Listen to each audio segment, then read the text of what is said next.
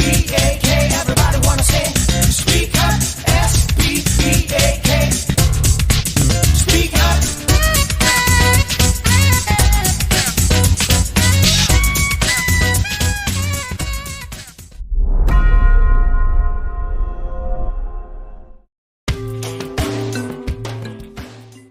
In the northeastern American state of Massachusetts, people are combining a form of exercise for the body and spirit with pigs. The yoga classes in Massachusetts are selling out within hours. People come from far away to exercise with Wilbur, Charlotte, and Bluey, who are piglets or young pigs. The pigs come from a nearby farm to play among people in the yoga class at Ashley Bousquet's business, Beyond Yoga and Wellness, in the town of Spencer. Bousquet tells people not to worry if piglets climb on top of them or want to cuddle. Yoga classes with animals are not new. Goats might have been the first. Lainey Morse started yoga classes with goats in the state of Oregon in 2016. She found she felt happier and more at ease around goats. She talked with a friend who was a yoga teacher. They decided to offer classes with the goats. Their business was successful, and the idea soon spread to other places. In Ashley Bousquet's class, the little pigs walk around humans who are moving into exercise positions called downward dog, crow, and cobra. Among the other animals in the outdoor class are 2 rabbits and a goat named Munchie. Stacy Delbridge and her daughter drove almost 2 hours to attend a class with the pigs. She said it was worth the drive. The best thing about the piglet yoga was, of course, the piglets and how cute they are, Delbridge said with a smile. They were funny, you know. Just when you were getting to a point where you needed a break, you had a great visitor come see you, and you could quit without looking like a quitter. Yeah, they're adorable. Bousquet said there is such demand that online registrations are usually full within hours. The classes begin with Bousquet inviting her students not to worry about stopping their exercises to spend time with the piglets. During the class, you have piglets causing mischief and running on you, on top of you, or cuddling with you, Bousquet said. It's super cute. Amy Finkel brought her 2 daughters with her, smiling while taking photos of piglets as the girls held a rabbit. The highlight of the class, in my opinion, was just having them run around and seeing them so joyful and happy, she said. The only problem was that the time passed too quickly. Doing yoga with animals produces good results. Rebecca Purchase is a volunteer coordinator of the Massachusetts Society for the Prevention of Cruelty to Animals, ANGEL. If animal yoga includes shelter or unwanted animals, it may even encourage people to give them a home, she said. Is yoga stressful to animals that join? It can be, if it's not the right animal, Purchase said. For animals that really thrive being around people and getting to socialize with them, it absolutely can be a benefit. Finkel enjoys animal yoga. She said it helped keep her mind from moving on to other things. I just wanted to sit with them, Delbridge said.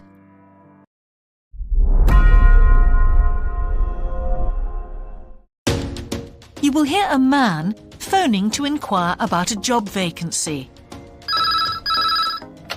Good evening, King's Restaurant. Good evening. I'm ringing about the job I understand you have vacant. Oh, yes. I'd like to find out a few more details, if I may. Yes, of course. Can I take your name? It's Peter Chin. Okay, Peter. Well, if you want to ask about the job, and then if we're both still interested, we could arrange for you to come for an interview. Great, thanks. I'm afraid I missed the advert for the job, but heard about it from a friend. That's no problem at all. What would you like to know? Well, what sort of work is it? Washing up? It's answering the phone. Oh, Right, fine. And not waiting at table. That'd be good. And how many nights a week would it be? Well, we're really only busy at the weekend. So 2 nights? 3, actually, so it would work out at 12 hours a week. That'd be fine. It wouldn't interfere with my studies. Are you at the university? Yes, first-year physics student. Oh, right. And because I'm not an EU national, would I need a work permit? Yes, you would. Just get your tutor to sign it. That wouldn't be a problem if I were to get the job. Where exactly is the restaurant? Well, we have 2 branches. The one we're recruiting for is in Hillsdon Road. I don't know that. How do you spell it, please? It's HILLSDUNNE Road. Got that. Thanks. Is it near a bus stop? Yes, the nearest one would probably be just beside the library. Oh, yes, I know it. That'd be fine for me. And could I ask about the pay? We're offering £4.45 an hour. That's very good. My last job was £3.95 an hour. We feel it's pretty good, and we also offer some good fringe benefits. Really? Well, we give you a free dinner, so you eat well. Right. Better than hostel food. We certainly hope so. And we also offer extra pay for working on national holidays. Oh, that's a really good perk, isn't it? Yes, we think so. And then because of the difficulties of getting public transport, if you're working after 11 o'clock, we drive you home. Oh, that's good to know. Well, we'd certainly be interested in inviting you for an interview, if you're still interested. Oh, yes, certainly. Could I just also ask what qualities you're looking for? Well, for this particular job, we want a clear voice, which you obviously do have. Thanks. And you must be able to think quickly, you know. Well, I hope I... So, when could you come in for an interview? We're actually quite quiet tonight. Sorry, I couldn't come tonight. Or tomorrow, I'm afraid. Thursday's okay. That'd be 22nd of October? Fine. After 5 p.m.? Yes, fine. Would 6 o'clock be okay? Perfect. And could you bring along the names of 2 referees? Yes, that's fine. No problem. Good. I look forward to seeing you. Oh, by the way, who should I ask for? Oh, yes, of course. Sorry. My name is Samira Manuja. Can you spell that, please? Manuja. Okay. I've got that. Thanks very much. Look forward to seeing you later on then.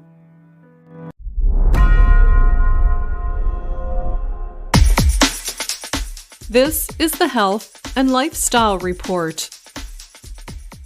The U.S. Food and Drug Administration recently permitted yogurt producers to make a health claim on containers of their products. Yogurt is a food made from milk and special bacteria. The claim is that eating yogurt might reduce the risk of type 2 diabetes, a health problem linked to how the body uses sugar for fuel. Type 2 diabetes is believed to affect about 38 million Americans. Dannon North America is the U.S. division of a French food company that makes several popular yogurt products. In 2018, the company asked the FDA for permission to make what is known as a qualified health claim about yogurt. In March, the FDA said it would not object to such a claim. The food agency said that there is some evidence to support the claim that eating at least 900 grams of yogurt per week might reduce the risk of developing type 2 diabetes. However, the agency said there is not significant scientific agreement about the claim. A qualified health claim means that the health effects have not been supported by wide scientific agreement. Food producers are permitted to make some claims about the healthfulness of their products, but they also must include additional information to prevent misleading the public. The FDA has permitted qualified health claims on dietary supplements since 2000 and on foods since 2002. The policy formed after the FDA faced legal action in the 1990s because it did not permit food companies to put any health claims on products that the agency did not approve. Lawyers successfully argued that such bans violated free speech rights guaranteed by the First Amendment of the U.S. Constitution. Rather than fight in court, the FDA created a new term, separate from authorized health claims. These claims, the agency says, are supported by scientific agreement. Examples of qualified health claims include claims that eating some kinds of cocoa might reduce heart disease. Another example is that cranberry juice might cut the risk of repeated urinary tract infections in women. In the case of yogurt, Dannon submitted information from studies that observed people over time. The yogurt company found a link between eating yogurt and fewer signs of diabetes. The FDA agreed that there is some credible evidence that eating yogurt as a whole food has good health effects, but not because of any one nutrient that it contains. In other words, there is no direct evidence that yogurt can prevent diabetes. There is only indirect evidence that eating yogurt may be connected to reducing signs connected to an increased risk of the disease. The FDA says that it will not object to a qualified health claim rather than authorizing it. Critics question the use of such a claim. They say it is not based on research that proves yogurt reduces type 2 diabetes risk. The Center for Science in the Public Interest is a nonprofit advocacy group based in Washington, D.C. It is critical of the qualified health claim related to yogurt. It said no single food can reduce the risk of a disease that is tied to overall diet. It even warned that the claim might raise the risk of diabetes. The center said people might eat more yogurt products that include added sugars, including cookies and pretzels, even if they do not have the claim on their containers. Marion Nestle is a food policy expert at New York University. She said qualified health claims, based on limited evidence, are ridiculous on their face.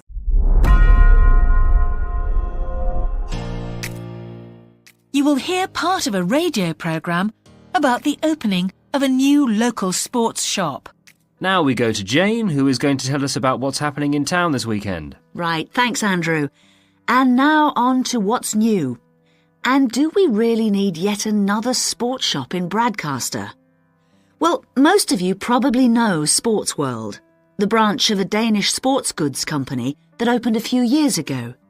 It's attracted a lot of custom, and so the company has now decided to open another branch in the area.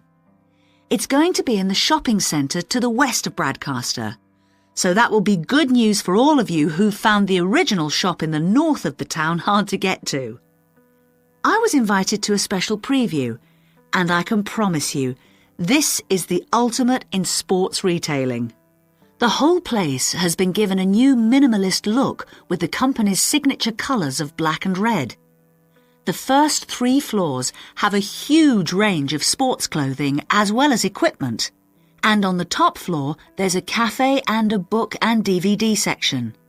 You'll find all the well-known names, as well as some less well-known ones. If they haven't got exactly what you want in stock, they promise to get it for you in 10 days, unlike the other store, where it can take up to 14 days.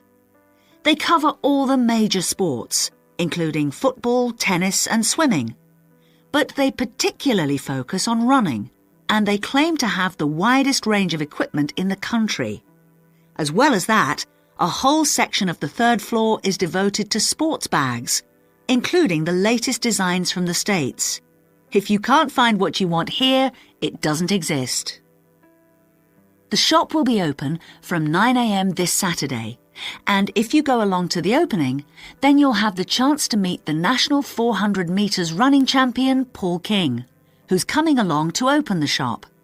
And he will be staying around until about midday to chat to any fans who want to meet him and sign autographs. Then there will be a whole range of special attractions all weekend. There will be free tickets for local sporting events for the first 50 customers, and also a special competition open to all. Just answer 15 out of 20 sports questions correctly to win a signed copy of Paul King's DVD, Spring Tips, while the first person to get all the questions correct gets a year's free membership of the Bradcaster Gym.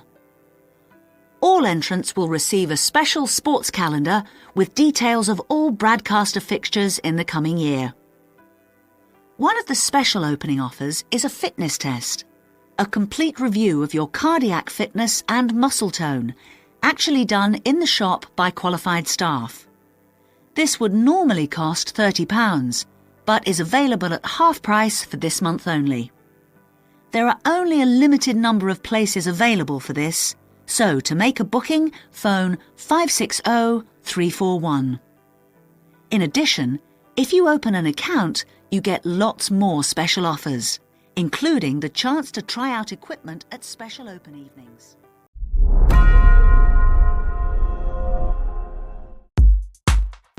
Two overseas students called Spiros and Hiroko have just finished the first semester of their university course. They are discussing with their English language teacher how they coped with the course. Before we start, Spiros and Hiroko, thanks for coming in today to talk about your recent study experiences, and congratulations to you both in doing so well in your first semester exams. Thank you. I'd like to discuss with you the value of the English for Academic Purposes course you did here last year before starting your university course. Spiros, if I could start with you, what parts of the program have now proved to be particularly valuable to you? I think that having to do a seminar presentation really helped me. For example, a couple of weeks ago in our marketing subject, when it was my turn to give a presentation, I felt quite confident. Of course, I was still nervous, but because I had done one before, I knew what to expect. Also, I know I was well prepared, and I had practiced my timing. In fact, I think that in relation to some of the other people in my group, I did quite a good job, because my overall style was quite professional. What about you, Hiroko? That's interesting. In my group, I was really surprised by the way the students did their presentations. They just read their notes aloud. Can you believe that? They didn't worry about their presentation style or keeping eye contact with their audience. And I remember that these things were really stressed to us in the course here. So, how did you approach your presentation, Hiroko? Well, to speak frankly, I read my notes too. At the time, it was a relief to do it this way, but actually when I had finished, I didn't feel any real sense of satisfaction. I didn't feel positive about the experience at all. That's a pity. You know, although I was pleased with my presentation, I am not so pleased with my actual performance right now in the tutorials. During the whole semester, I've not said anything in our tutorial discussions. Not a word. Really, Spiros? Why's that? Do the other students talk too much? It's partly that, but it's mostly because I have had no confidence to speak out. Their style of speaking is so different. It's not the style we were used to during the course. They use so many colloquialisms. They're not very polite, and sometimes there seems to be no order in their discussion. Also, they are very familiar with each other, so because they know each other's habits, they can let each other into the discussion. You're right, Spiros. I have experienced that too. For most of this semester, I've said absolutely nothing in tutorials. But recently, I've been trying to speak up more, and I just jump in. And I've noticed an interesting thing. I've noticed that if they thought my point was interesting or new, then the next time they actually asked for my opinion. And then it was much easier for me to be part of the discussion. Oh, that's great, Hiroko. I hope that happens for me next semester. I'll have to work hard to find some interesting points. What helped you to find these ideas? I think that one thing that helped me with this was the reading. I've had to do so much reading this semester just to help me make sense of the lectures. At first, I couldn't understand what the lectures were talking about, so I had to turn to the books and journals. Every night I read for hours, using the lists of references that were given, and I made pages of notes. At breakfast, I read and read my notes again. This habit has helped me to follow the ideas in the lectures, and it's also given me some ideas to use in the tutorials. But I did so much reading anyway. I don't think there's any time left over for anything extra. My reading speed is still quite slow, though I'm much better at dealing with vocabulary than I used to be. What else do you think we could add to the course program to help with this reading problem? There's not really anything because it's my problem. I remember we were given long articles to read. We didn't like that, but now I realize that reading those long articles was good preparation for the things I need to read now. Also, in class, we regularly had speed reading tasks to do, and we kept a record of our reading speed, so the teachers were encouraging us to work on that. That's true, Spiros, but what we read could have been different. Sometimes in the English class, I felt frustrated when I had to read articles about the environment or health or education, because I wanted to concentrate on my own field, but we didn't read anything about engineering. So I think I wasted some time learning vocabulary I didn't need. But surely the strategies you were taught for dealing with that vocabulary were helpful? Yes, but psychologically speaking, I would have felt much better working on reading from my own field. What do you think, Spiros? Oh, I agree. That would have helped my confidence too, and I would have been more motivated. It was good, though, that we could work on our own topics when we wrote the research assignments. Okay, let's move on to writing now. You will hear part of a lecture about a problem related to the behaviour of certain sea creatures. Good afternoon, everyone. Well, with some of you about to go out on field work, it's timely that in this afternoon's session I'll be sharing some ideas about the reasons why groups of whales and dolphins sometimes swim ashore from the sea right onto the beach and, most often, die in what are known as mass strandings. Unfortunately, this type of event is a frequent occurrence in some of the locations that you'll be travelling to, where sometimes the tide goes out suddenly, confusing the animals. However, there are many other theories about the causes of mass strandings. The first is that the behaviour is linked to parasites. It's often found that stranded animals were infested with large numbers of parasites. For instance, a type of worm is commonly found in the ears of dead whales. Since marine animals rely heavily on their hearing to navigate, this type of infestation has the potential to be very harmful. Another theory is related to toxins or poisons. These have also been found to contribute to the death of many marine animals. Many toxins, as I'm sure you're aware, originate from plants or animals. The whale ingests these toxins in its normal feeding behavior, but whether these poisons directly or indirectly lead to stranding and death seems to depend upon the toxin involved. In 1988, for example, 14 humpback whales examined after stranding along the beaches of Cape Cod were found to have been poisoned after eating tuna that contained saxitoxin, the same toxin that can be fatal in humans. Alternatively, it has also been suggested that some animals strand accidentally by following their prey ashore in the confusion of the chase. In 1995, David Thurston monitored pilot whales that beached after following squid ashore. However, this idea does not seem to hold true for the majority of mass strandings because examination of the animal's stomach contents revealed that most had not been feeding as they stranded. There are also some new theories which link strandings to humans.